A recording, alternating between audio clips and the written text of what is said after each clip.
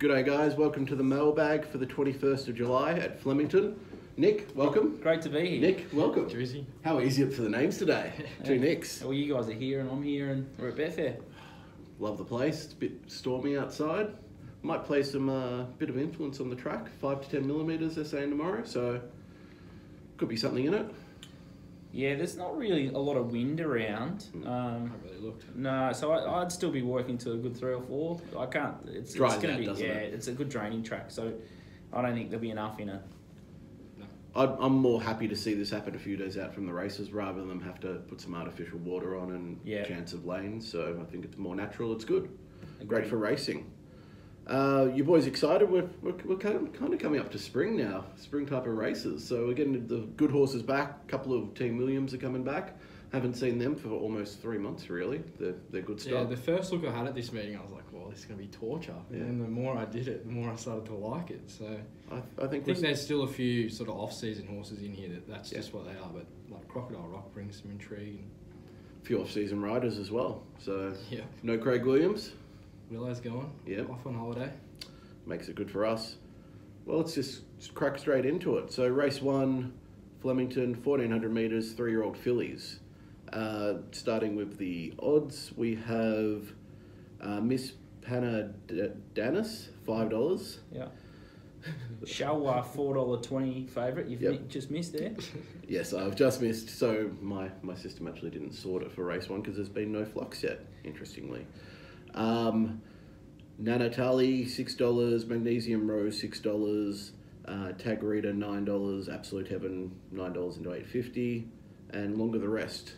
Maps? Yeah, Maps. Absolute Heaven's got Ollie on. It's drawn 2. I'd be expecting her to lead. Gavala can roll forward. Even Shalwa, Seductive Miss. I think Absolute Heaven's probably the most likely speed influence, and the rest can just sort of slot in behind her. There's none that are probably going to take her on here. Do you think from the wide draw, Tagarita has to go forward? No, I think they'll go back. Oh, really? Potentially. That's hurting my chances from the race. In terms of what I like quickly, I actually thought Tagarita, if they're positive with it, so this is a bit of an in-play if for me. If they go forward, if they sit outside the lead and they have an easy time with it, because I can't see Absolute Heaven actually smashing them along out front. And with no real wind expected, I think leaders will have every chance on the day. That, and I generally don't want to be on the rail, so being from a wide draw coming across from the front, I think it's probably the overs in a really tricky race 1. Magnesium Rose, tough with the weights. Seductive Miss has claims from that race where it's won. Outside, it's really tricky. I think they'll smash something in like Shalwa, which has already been well backed, but they'll have to come for something in the first, and I think that'll be telling. Yeah, I think it could be this Miss Panadaeus. She's got some big stuff. You look at her debut win there at Geelong. I know she SP'd 60-1, but it was a big win. Flew down the outside, race rated very well. The second horse come out, won at Geelong again and brained him. Third horse goes alright as well. Then she went to Sale, beat Nantarly, got in the best part of the track there. Willow, another peach there. That race didn't rate the greatest, but I think they could find her just off that Geelong. I think she looks hard to beat here. A danger's probably Nantarly through that same form line. If they were running in a Melbourne race, I think they'd be shorter than them coming through the Sale race. Maybe sort of taking that on a little bit, but I was sort of against Magnesium Rose. Thought she won the lottery last start. Tagarita and Shalwa. They're sort of like Miss Panadaeus. She can get back to that level which she did on debut, which you only think she could. She'll be very hard to beat here, and I had her more like $4 than $5. Yeah, I thought there wasn't much between a few of these, so I don't think I'd be betting. But to talk about the race a little bit, Shalwa or PR looks suited to 1400 big track, rock hard fit. Magnesium Rose, there'll be a lot of people that like to follow this horse up on the back up. Callow's probably going to push forward from barrier 11. He's pretty aggressive. Tagarita being a stablemate to Shalwa, might try and stay out of that speed battle. I know it's racing listed company, but I'm not really sure their second up suits here. The big query I've got on Miss Panadanis is back to good offer. I think like a heavy and a slow or 2 wet track runs. Yeah. That's the only query why I wouldn't sort of step in early, but I can see why people like her. But she's going to have to sort of circle the field to win as well. So, yeah, gun to my head, I'd back Shalwa, but I'm not really keen to bet in the race. I might back it late, if anything. Yeah, I'll be Miss Panadace from Nantali. I think they're sort of the twos from the obscure form line. Like, I just don't think Togrita and Shalwa, they're just off-season fillies. They might have a bit more to them. Nantali's already proven that she's a bit better than that. She just didn't come back that well earlier in the winter. Then they sort of freshened her up and she's gone well since. So they'll be the two for me. This is where I need Dicko here because I want him to see Tagarita in the yard for me because it ran really well, course and distance, third up last prep. It's only second up, so it's one of those ones I want to see it, but it depends on the yard. So I'll be there myself checking. Enjoy the Singapore Slingers. Oh, I did hear a little echo of Dicko as well when you said, "Oh, it SP'd 60-1." I could hear him going, "It SP'd 60-1 for a reason." Yeah. Classic Dicko. Race 2, 1,700 metres. This is an apprentices race, so every single rider is a claimer. It is a fillies race, by the way. In terms of the market, So Splendid's been put up $3.10, Miles of Krishan $6.50, Another Bullseye $7.50, Spannerhead $8, Linguist $8, Winkerman $9.50, and Longer the Rest.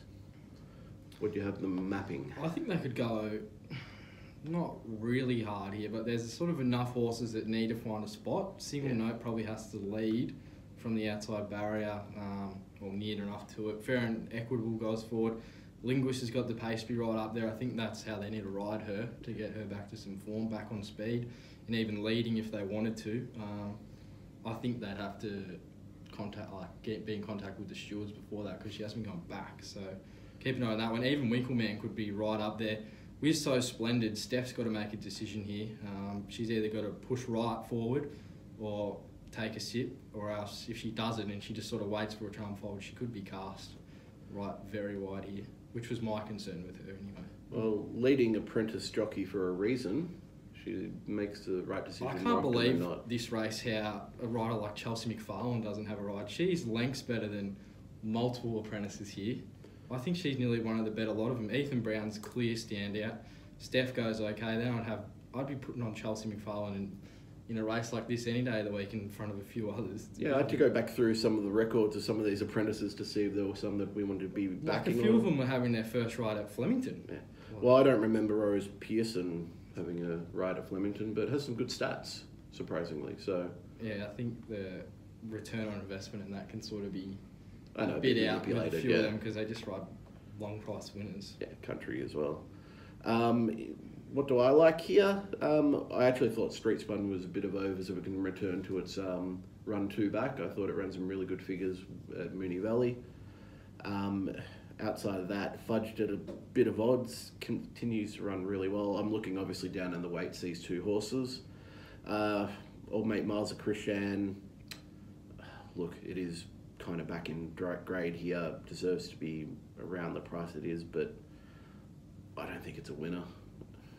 Look, I'll take it on at the price. Another Bullseye is probably the one outside of So Splendid that interests me the most that's in the market because it just generally always maps quite well for a good run. Yeah. And we know it has the ability just to probably put away a field like this quite easily if it turns up. It hasn't really turned up a couple of runs this prep, but if it can return to its good form, I think it can run well. It's a really open race, and I agree with you on the speed. There's probably 6 runners that could really be bustling for a spot on speed. Yeah, like there's a few that have to make a decision, which if all the trainers are going, there's not a lot of tempo, you got to go forward. And just watch for an anchor drop halfway through. There could be 5 or 6 of them really trying to find a spot. Yeah, this is probably a race that I thought looks probably too obvious to me. I think there's going to be like good speed out wide. Waller, when they've got a wide barrier in Sydney, he always goes back. He seems to sneak them, as Dicko would say. Yeah. I think So Splendid's the big improver here, but the market's founded at 320. She had a really bad setup last start, went sort of 1,500 first up to 1,800 at Rose Hill second up. It was quite a good run that day, and she carried 59.5 kilos for memory. 3 weeks between runs. Waller can sharpen them up back to Melbourne. I think she's she ran second at this trip, probably last spring or something like that. Yeah, and beating her was Linguist. And Yeah, third was Winkleman. So Yeah. it's like the same race. Yeah, it's sort of like deja vu, but she's fresh here, back to, it gets a really 6.5 kilo weight drop, and has what you guys say is the best one of the best jockeys in the race. I think she'll park in behind them, and I think she's really fresh now to sprint past these, and I think she's probably one of the better early bets on the card. At it's 320, might drift a little bit, but I'd be probably happy to go that way. Yeah, I can see the appeal there. It's just I've got that little concern from the map, but if she makes the right decision, she'll be right in the race here. So Splendid. I was with Drew. I sort of half found Straight Spun. I know it's Rose Pearson in town. I don't even like backing her in the bush, but this is going to be pretty hard for her to stuff up. If she's on barrier 12, she'll sit last and she'll just come around the whole field. Her sort of stats on backmark is actually, for how bad a jockey she is, isn't that bad. So, look, she was sort of the one I found 2,000 back to the mile. If they do go along a bit out in front, she could sort of be hitting the line, but wasn't really a betting race for mine at all, just because of that sort of scary setup we've got with all the apprentices. Got one question for you. What do you think of Mar Jones? I mean, I remember this horse when it started its prep had a bit of spruik around it. I mean, just in terms of it should be progressing through the grades, still in around this, lower grade level. Just think she's gone. There just hasn't been a lot there this whole prep. No, back to her sort of Queen of the South run, she'd probably be right in. She'd probably come out and win now. But well, I'm looking at going $17. She's hard to catch. She's hard to catch. Yeah. Hard to let a weary one go around at $17 in a race like that. Back to a good track might be the key to her. She's had 4 out of 14 starts on the dry, and then she's found a soft track last time at the Valley, went a fair way off him, and then in the Queen of the South she was struck a soft track there. So that might be why she turns around. And I mean, you look at the horses that have been winning those races: French Emotion, Jaminza, Hector Pascal, Sebring Dream. They'd all be smashing this field. So it's definitely a step back in grade. It's one of the interests, so it'll be interesting to see if some money comes on the day as well. Yeah, it seems to just had been in work forever. So that happens with some weird ones, like the one this morning that had 3 runs and done nothing, and then comes out and wins at Echuca. So it's always good. I think that's it for the race. Yeah. Race 3, 2,500 metres. We're getting into the staying stuff. It must be spring coming up soon. BM90. The short price favourite, Crocodile Rock, 245, but Thundercloud has had a bit of interest, 320. Falago, 750. Mongolian Wolf, $9, but we believe Mongolian Wolf is going to Adelaide. Could be a moral. Over in Adelaide? Yep. Chips in? I would have thought so. It looks ready to win. I've sort of been waiting for it to hit form again, and it loomed up the other day in Adelaide, and I'm like, it's going to win without me here, and I was sort of shouting at the TV, and luckily it stopped. So I think it's ready to roll this start. So in Adelaide, I think it's about 460, but Thundercloud, who's the second favourite here, it'll probably be scratched from Adelaide. They've got no jockey nominated, and they've got Ben Allen at Flemington. So there are a few horses that I say Dicko gets a bit of a yard boner over, and Mongolian Wolf is just that horse that just... Oh, he's a nice horse. Yeah, he's you see it and you just go, wow, this thing's just going to blow away. It's been super disappointing, but I think they've finally found what to do with it, so I have to agree. I'll be checking the prices in Adelaide. Yeah, but don't bet, because there'll probably be a scratching early. Definitely. Serenade the Stars, $12 under the rest. Mapping? Maps here, what do they do with Crocodile Rock? Do they... I suppose they'll notify the stewards. They're pretty good like that, this camp, but... You'd be sitting midfield at worst, one off the rails. Right up there on the speed. Yeah. Survived, probably leads from 1. Darabad brings some intrigue.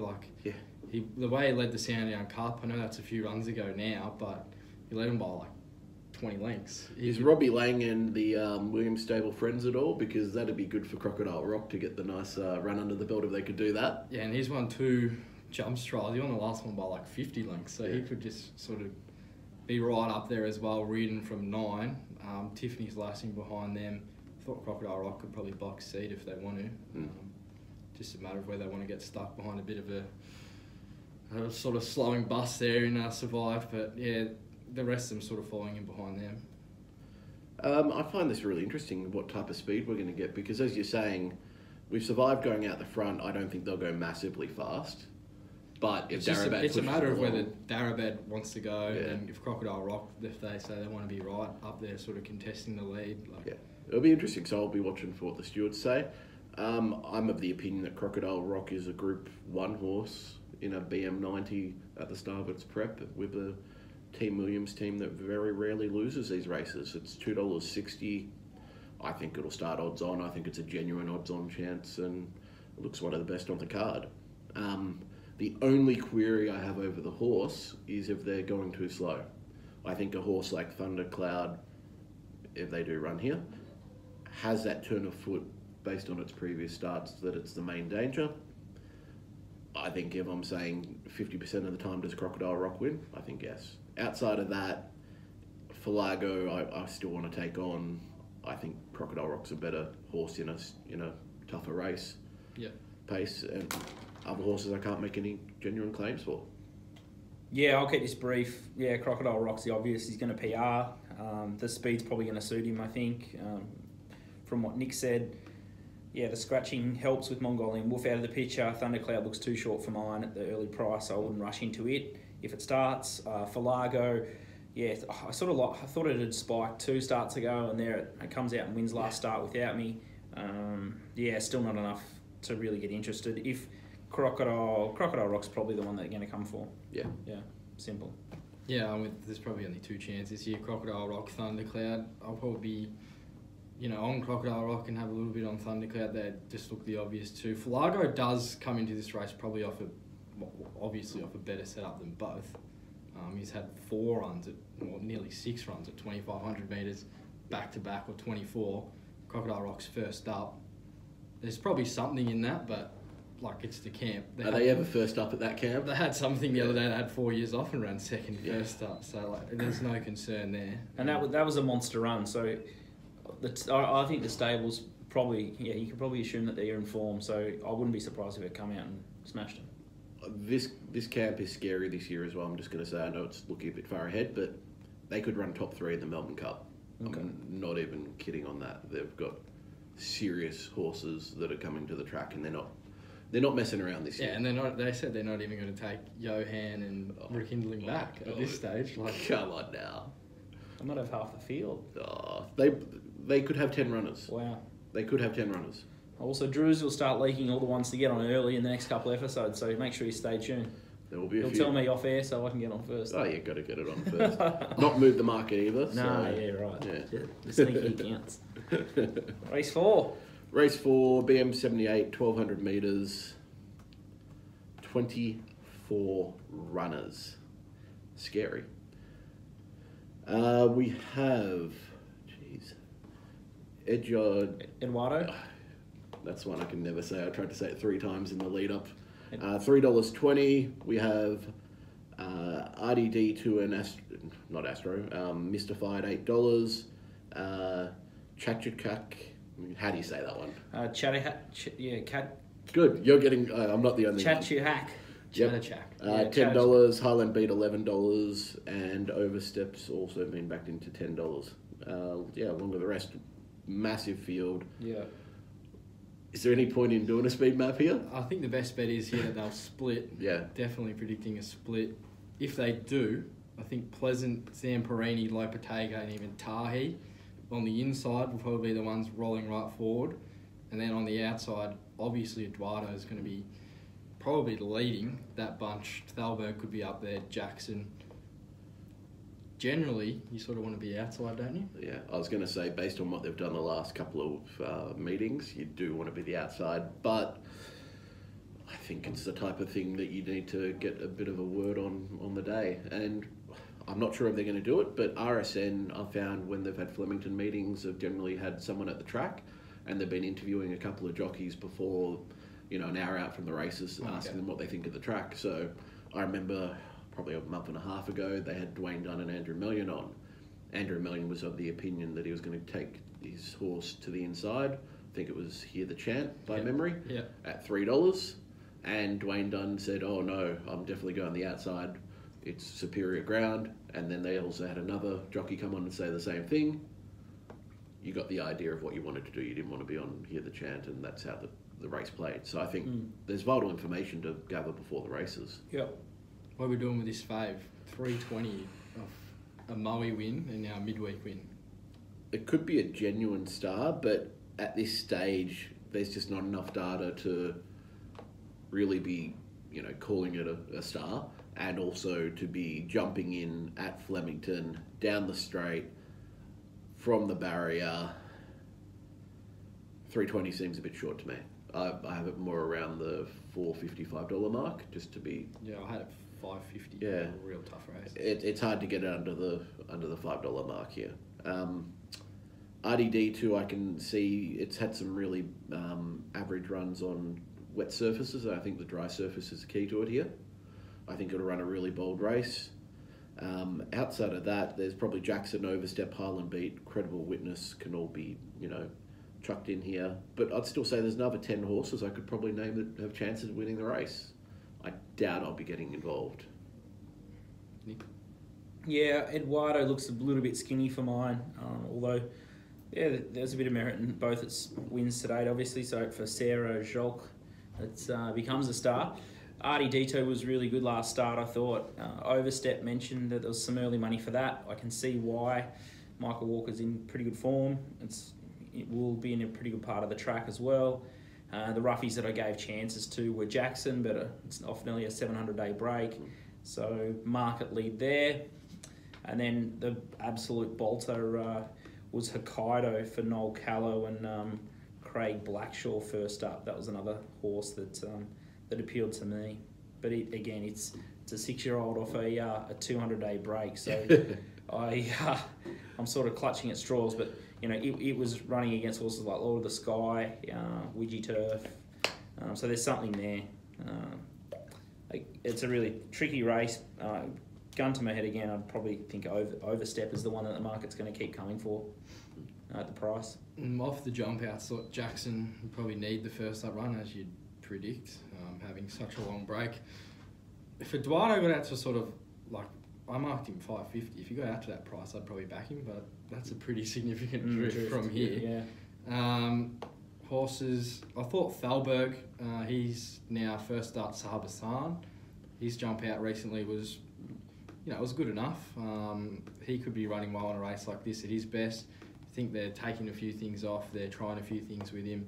If they really sort of roll along and he's out there in the best part of the track, he could be in the finish. And the other one was, he's a moral from the Weir camp, both around $26, I think. His run there too back at Morpheville was pretty good. Last start, don't know if he quite got out the 1300. He was sort of a bit short in his stride late.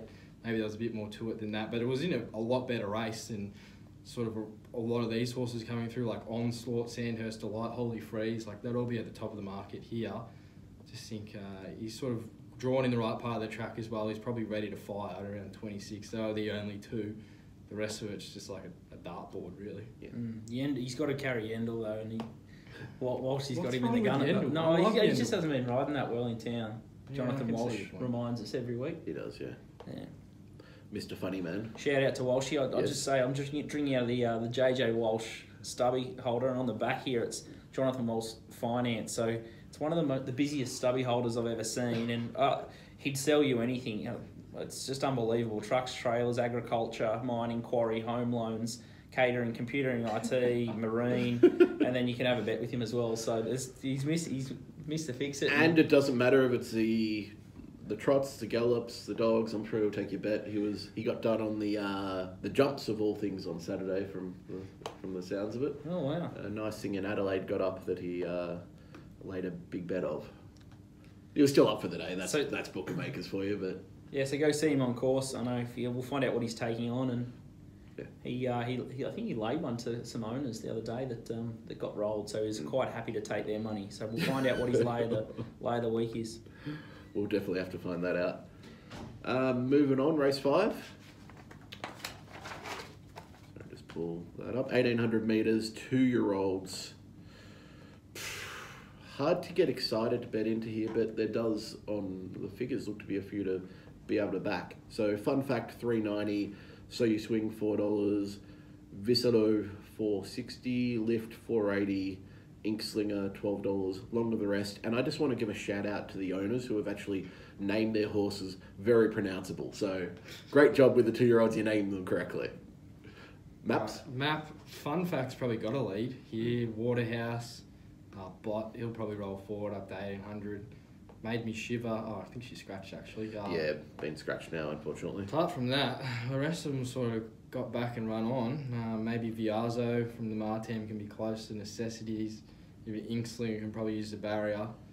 It was an interesting jockey book though.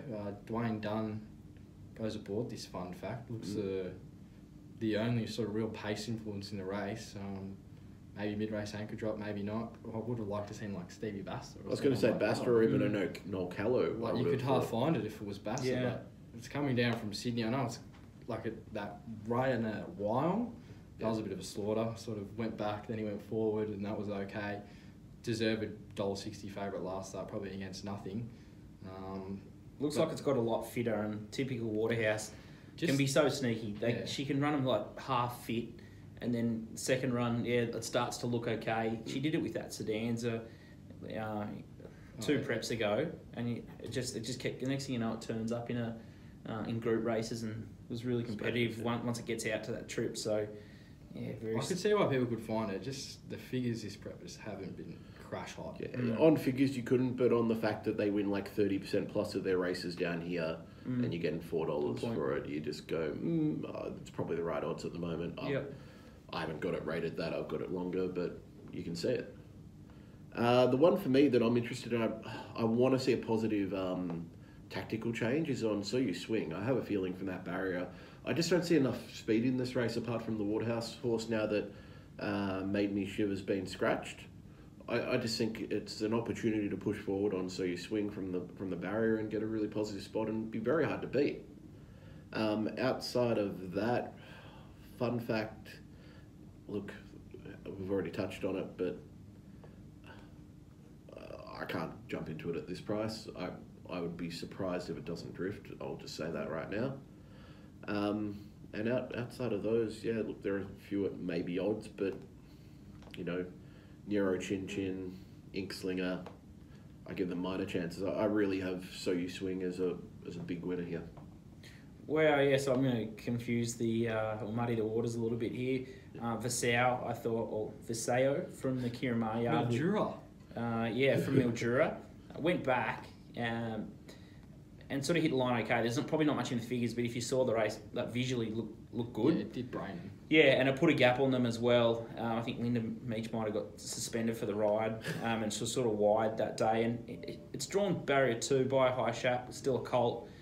Probably can push forward if there's no speed on here. Yep. Could definitely see it going forward. So big worry about big query around that one. And it's sort of been like $6 into $4.60 yesterday. That appealed from a good stable as well. And I thought Lift was okay from Ballarat by a reliable man. So it probably wants a little bit longer too. But the big query around that is sort of it ran on a heavy 8, and so it's coming back to a good.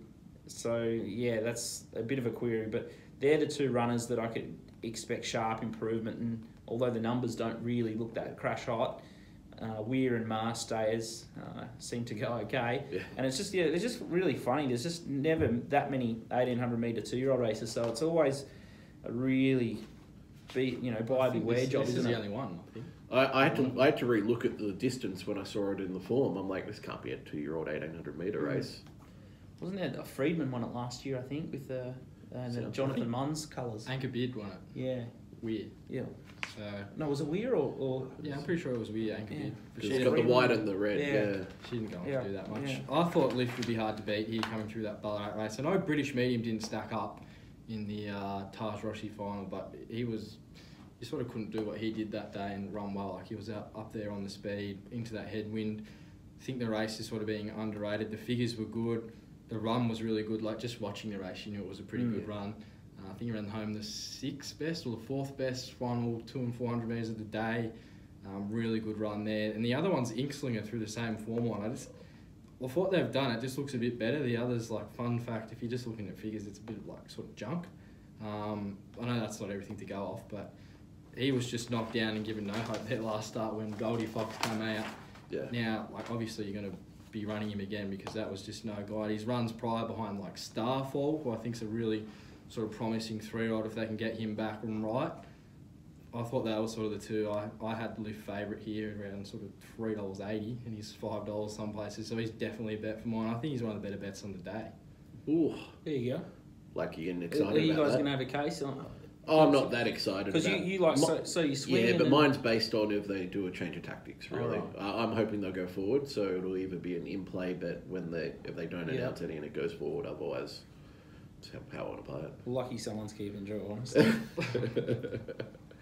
You're doing Dicko's job, it's good. Yeah. Race 6, 1100 metres, open handicap, 3-year-olds. Looks an interesting race, actually.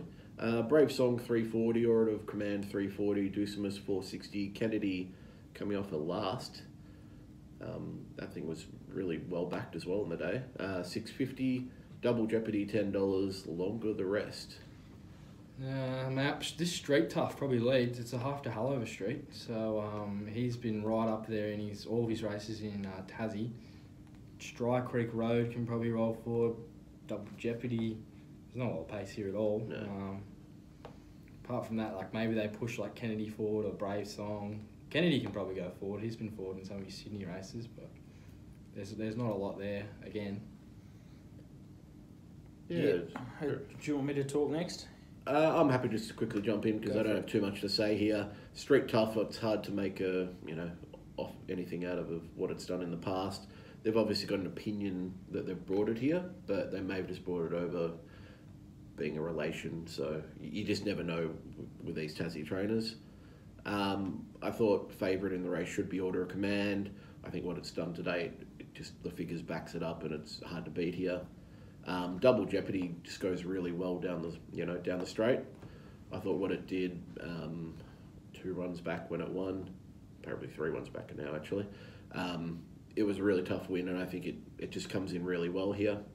Outside of that, Kennedy, it's hard to get a real judgment on what it's going to do. 650, I couldn't take it early. And outside of that, there was one at odds, the Robbie Lang horse, Retorno, I thought could actually run a sneaky place at odds. Yeah, looks a race in 2 here for mine. What do you make of Brave Song's trial? The most recent one. Did you watch it? Yep.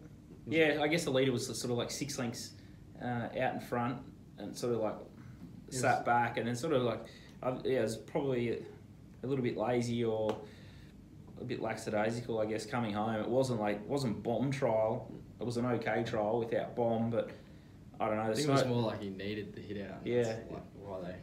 The Snowdens, the Snowdens sort of, it's a funny one for them to sort of just come down here with his horse. Like it's been gelded, and the horses always had some ability. Like it started $5 in an Eskimo Prince against Kementari. Yeah.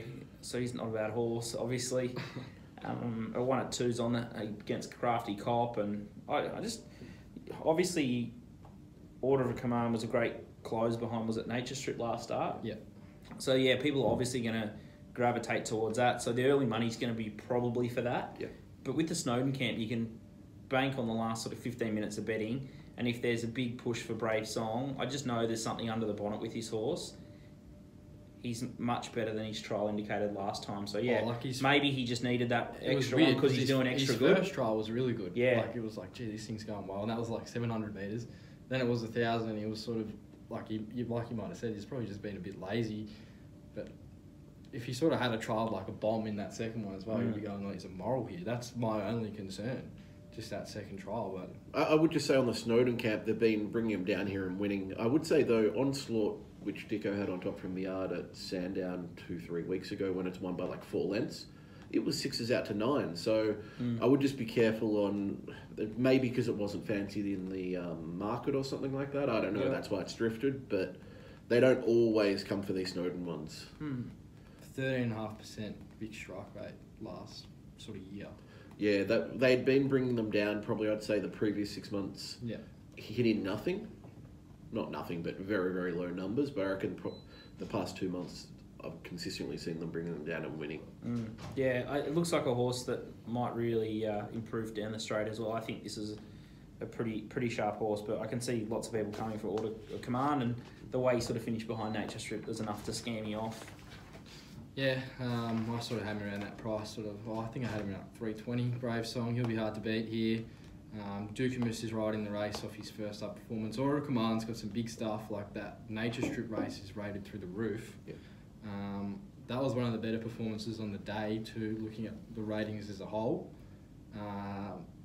Don't think it's the best setup, 12 back to 11. He sort of looks like he's looking for 14 now.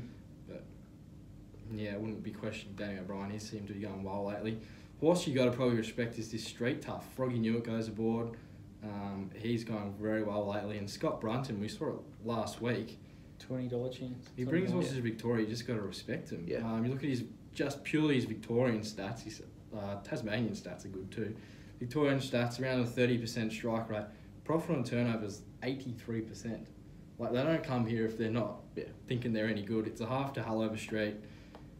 I think he's got to be respected here too.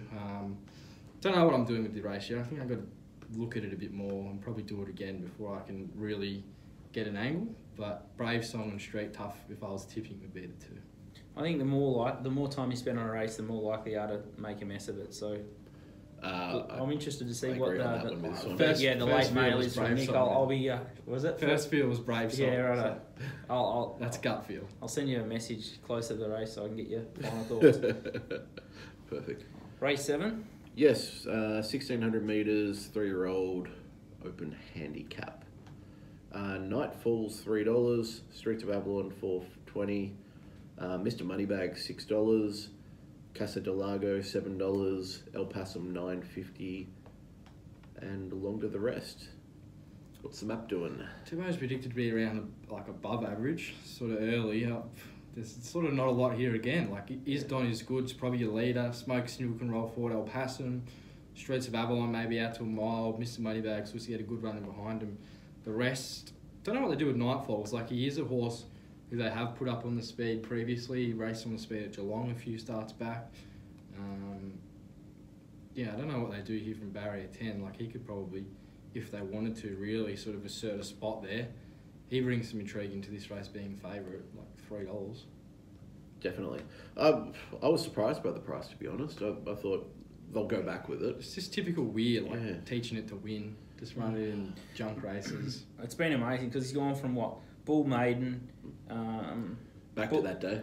Yeah, Bull June, and then Gawler in July, and then now we're sort of mid to late July, and it's still here, and he's come up favourite, but then he goes from all these slow, wet tracks to then good.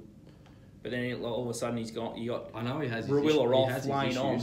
This horse, I know that for a fact. So I don't think the good 3 tracks are positive for a horse like him. I think he's better with the sting out. Yeah, you'd rather a bit of given in the ground for them. Yeah, it looks short, but then looking for dangers too. I thought Streets of Avalon, does it really want a mile? Yeah, he's just a bit of a number, isn't he? He just runs around in these sort of races, doesn't win. Yeah, I was going to say, is he genuine enough? I suppose the logical progression from the trainer is probably try a mile, because that's about all they haven't done. He's had 18 starts for 1 win.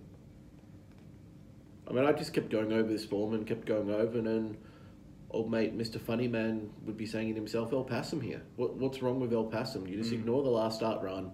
Look what it did winning at Caulfield. You got Ethan Brown claiming 1.5. You got the Key stable that they're absolutely flying at the moment.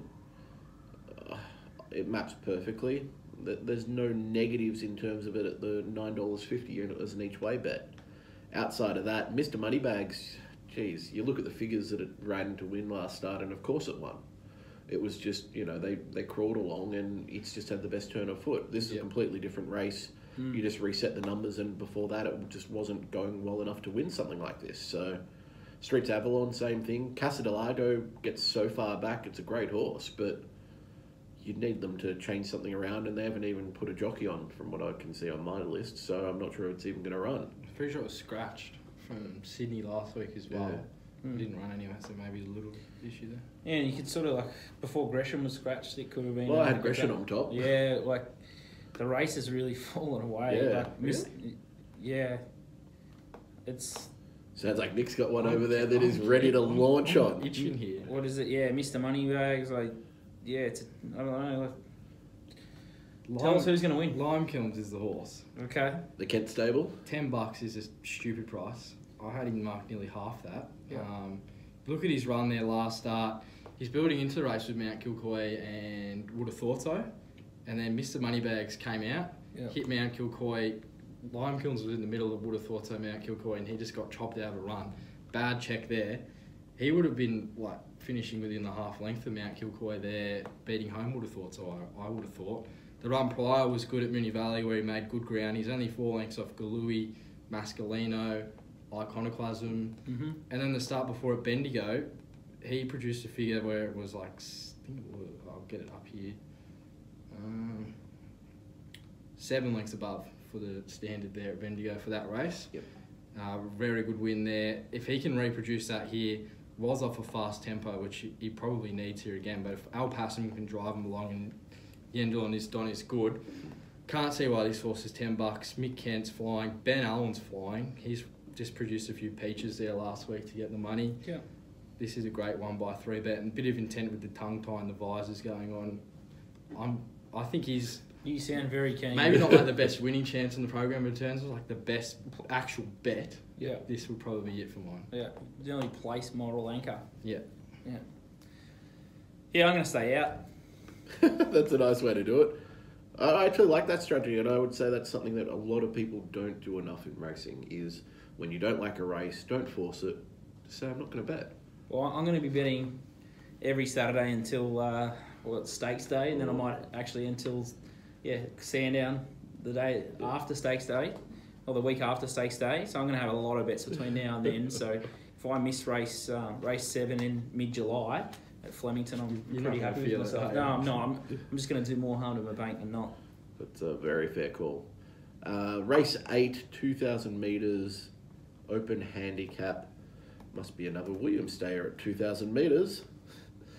60s Groove, 260. Pakadali, $6. Morton's Fork and Trap for Fools, $8.50 the piece. Kilimanjaro, $9.50. Sayed, $10. Longer the rest. Mine Order Hero, $18. Surprising. Matt? Yep. Don't know what they do with Kilimanjaro. Like, we've got to see that if they tweet into the stewards again there, because he could probably lead this field if he wanted to. Yeah. Don't know what they do there. I just sort of Don't think they lead with that horse. I think they try and slot in somewhere. he's just a complete. I just sort of took him out of the map and then I'll put him back in when I know what they're actually doing. Sayed can be right up there from an inside barrier. Waller, Trap for Fools, Lord Durrani. They're probably your 3 main ones. Second bullet. 60s Groove, he's probably got enough tactical speed compared to a few of these others where he can sort of just be sort of that first lot of the back markers, like sort of just in behind the speed. But there's probably they're predicting above average. So Did you have Jamar going back as well? The Yeah. Hayes horse. yeah, I did. They've got a big opinion of that horse, I would just point out. So may not be this run. It may need 2,400 plus, but it's a prize last prep, so it's an interesting horse here. Look, no surprise that 60s Groove's come up favourite here. Personally, I think it's too short. I thought the $1.80 he got last start was good value. I don't think the 260 in this field is good value at all. I think you're looking at probably the best of the off-season 2,000 metre horses are here, while you've also got the resumers. I mean, you've even got Sayed coming down from Sydney to contest the race. Like, I think this is a danger race. 60s Grooves proven itself off a slow tempo. I don't think it's proven itself in Australia yet off a strong tempo. So 260, I'll take it on. I think Kilimanjaro's really well suited here. You got the cap on today, don't you? I have it on every lead into spring and every spring, but they just keep buying the best types of horses. They keep producing the figures you want in a race like this. I can see the speed being really put on if Lord Durrani goes forward and just pesters them. That thing's an absolute nutcase in the parade. Like, to even get it in there, they have to just force it in. It doesn't parade. It just comes in last minute. Exactly. Sayed could push it. I mean, if they then push like a Master Zephyr or something more forward, Trap for Fools won't want to push the pace too hard, but we could really get some pace on here. And there are a few horses who'll suit it. My Nordic Heroes, massive overs if they do. Couldn't discount Morton's Fork. I'm a fan of Trap for Fools, but I don't like it in this race at this time of year. Lots of horses that are chances here. Yeah, I agree. The market looks like it's got them pretty much right. I thought Trap for Fools will come on super from last start. It's a massive improver in my opinion. Whether it's, the right sort of race for it, I'm not sure, but it will jump out of the ground. 60s Groove, sort of touched them up last time, and it was absolutely set up to win. And Darren Weir told you that Pacadali was going to beat it the start before, and he basically said that 60s Groove was there to win last time, so he's done a good job for the punters on racing.com there. A few people have found Pacadali. Yeah. I'm not as confident this start, but I'd like to see it over more ground tweet when it went last time. Just suggested you have a little... I think... Funny Man was on it. Yeah, Funny Man was on it, and I sort of spoke to those guys offline. I just said, look, this is better today. Packer Morale, I tweeted, I think it was. So, 11's into 8. So, I gave it a bit of a lick there. But, I think maybe I'd want this run under its belt, and especially barrier 15. I think they'll snick it. Maybe one more start over a bit longer. 60s Groove is going to be hard to beat. And then, Kilimanjaro, Jameer. It's just a real tricky event here. It's going to be a great betting race, and there's just too many chances for me to get super excited, but I'm going around in circles. Just imagine if he's got Toolship ready to go as well. Yeah, I doubt he will. No, I've sort of It's gone. narrowed it down to 4 real winning chances. That was 60s Groove, Morton's Fork, Pacadali, Trap for Fools. So it's Weir v Godolphin, pretty much there. The horse I probably found the most was Morton's Fork, coming out of that Winter Championship race rated really well there, fast speed. He was last at the 400 metre mark. He just didn't have a run. I think if he had the same sort of run as like Galaxy Raider there, he would have finished alongside him. Beaten margins probably, he got beat 4 lengths. I doubt if he had a run it'd be that far coming through that race. So interesting to see what they do here, the market, in terms of the fast races coming out of 18 lengths above for that race, whether they really find him off that. But he does have no 2,000 metre form, so that's probably my main knock. But this prep he's looking like he wants further. His win at 1,700 at Caulfield last prep's got him right in there in terms of figures, is one of the better chances. Pacadali hard to beat. You can see Trap for Fools running well here, pretty much Weir third up. He's McLean, but it's like the same trainer really. And then 60s Groove's right in the race as well. Probably not a betting race for mine, but Morton's Fork, I didn't have him rated $9 if he can run 2,000. Which I would say can, yeah. I think he's looking for it now, just as an older horse. Agree completely. Race 9, 1,000 metres, BM90, down the Flemington Straight. Invincible L350, Wise Hero 420. That horse has been absolutely penned by Ditko, by the way, after its last start effort. Rocket Tommy 550, Nordic Empire $7, Kalama $12.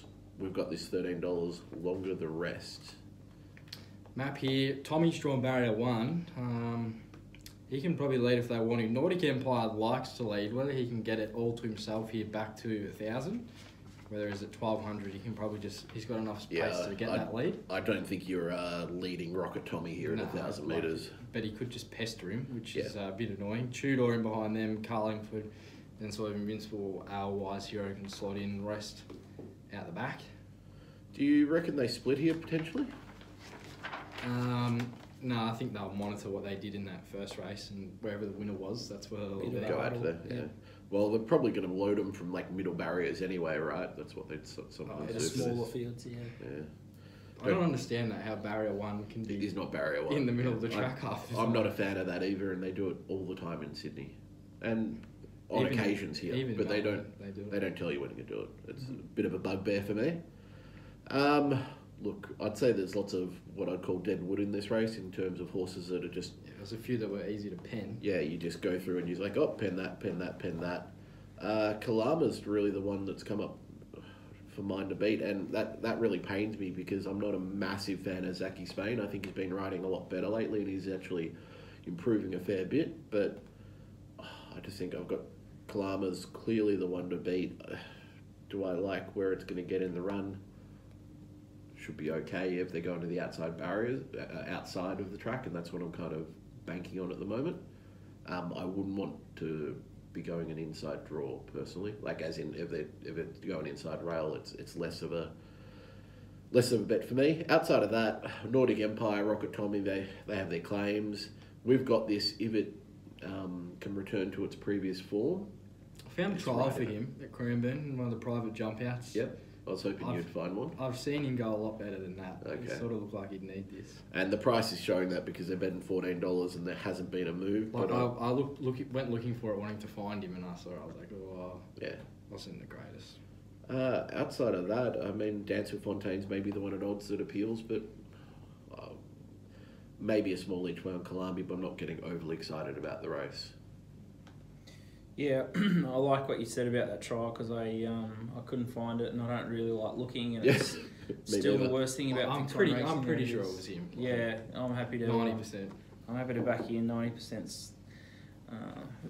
Sure enough for mine. Yeah, Rocket Tommy's sort of always thereabouts in races like this. He's the best of the horses up front. I thought Invincible Owl put them to the sword really nicely over in Adelaide. Nathan Punch is an interesting rider. These boys off air said that he hasn't rid a winner in town yet. Punchy. I think this is his best opportunity ever. He is pretty obvious. It's there to see. He's come up, 350 or 360 in the early... 350, yeah. Yeah, early betting. I think it's now or never, Nathan, and I'll be with you. 53 kilos looks Is this the looks same? really good. Is this the same horse that Talia Hope? Yeah, it is. Oh, Exact same horse. it was an absolute moral beating that day, and I did my cash, and I've been sick ever since. Yeah, it's got a bit of that smell to it again, doesn't it? Oh. Wise Hero, I don't know. I just don't think he's come back this prep. He just might not be that good. He was on top from the parade last start in his run. Like He got sort of. he was chopped very out. wide, wasn't he? He got chopped out of his run too. I think blinkers on is more of like a throw at the stumps and the sign of intent, like just trying to get the horse sort of back. Saying they probably come out and win now. Like, as I said about, I thought Rocket Tommy was the bet here. He's just a 1,000-metre horse. Like 1,100-metre races, 1,200-metre races, they're so different to 1,000-metre races. His 1,000-metre record, 11 goes for 7 wins. Track and distance, 3 goes for 2 wins. He won here first up. Drew Barry won there also.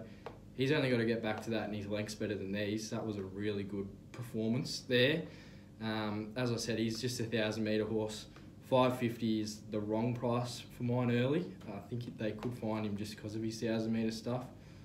I had him marked a lot shorter. Invincible Owl's in the game. We've got this, as I said, needed to trial better for me to be wanting to find him here. The horse who, if they do really roll along out in front, he's got a serious turn of foot, is Del Piero. I know he won a benchmark 50 out at Terang last prep, but he did go on to win a 1,000-metre race at Ballarat, where he's beat Viranello on a benchmark 78. Yeah, I half found him.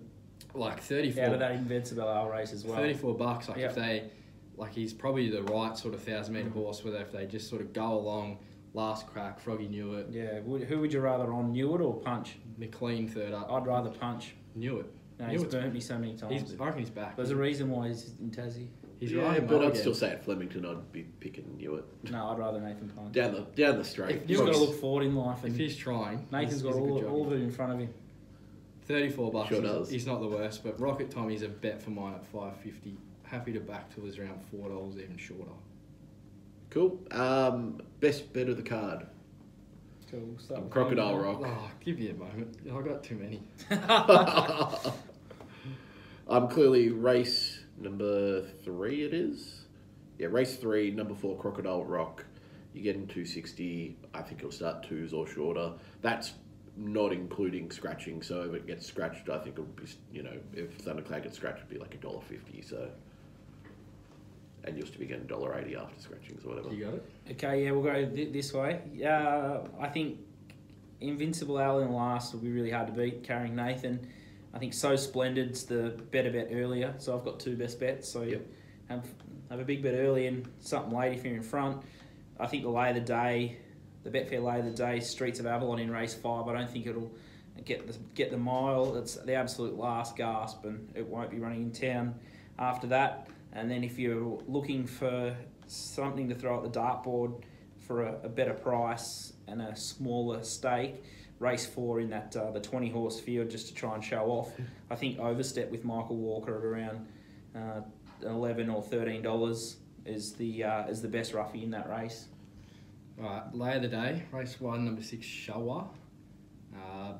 Best bet, I've probably got to go Tommy. Race 9, number 2, Rocket Tommy. And best value is definitely race 7, horse number 8, Lime Kilns. I'm just going to chuck in my value is I'll pass them in race 7. I think on the each way it's just wrong odds, and I'm very happy to bet. I'll take you on with my lay of the day. I'll take on Punchy in the last. We'll get him home, right? I mean, it's good to get him a Metro win, so I'll make it my lay of the day. I generally do think that I couldn't be taking the 370. I'm happy to lay it at that price, yeah. Beautiful. One of us will be right and one not. That's the way to be. Hopefully it's me. Case Bet Cup, we're going to be doing the race 8 15 runners, so get a few out there. I was looking at the 20 horse race, I'm like, that's just a bit, no one wants to get involved in that. I think this 15 horse race is quite good. Yep. I'll let you guys go first. I'll take Morton's Fork. Yep. I'll take a horse that I'm absolutely certain. Oh, did you see that the horse? What did I tip last week? The $34 chance at Mask of Time. Yeah. It ran a really nice fourth. It couldn't run into a slot for me, and I was absolutely headless. I was thinking, I bet you're on the place there. It made me so sick. I thought I'm a genius here, but anyway, maybe next start at more to come from the parade. Yeah, good. Back to business here. I think Trap for Fools is a really good improver here. So a little bit weak for me today, $9 chance, but. I'll take him in the Case Bet Cup. There's no chance he'll run last. I'm going to take the longest odds one, just Kilimanjaro. Beautiful. Have to. Well, thank you, boys. Thanks, we've got Pete from Belmont, Rob's at Randwick, Dicko's enjoying himself in some Napoleon place, being a hipster and having a nice little meditation or something. And Walshy's on course again, I think. So make sure you find him. We'll find out what his lays and we'll tweet it off the mailbag and take him on. He loves it. And he'll always, if you go up to him, just mention the mailbag. He'll either kick you off course or bet you overs, one of the two. Depends how he's feeling. Awesome. Thanks very much, guys. Thanks, Cheers. guys.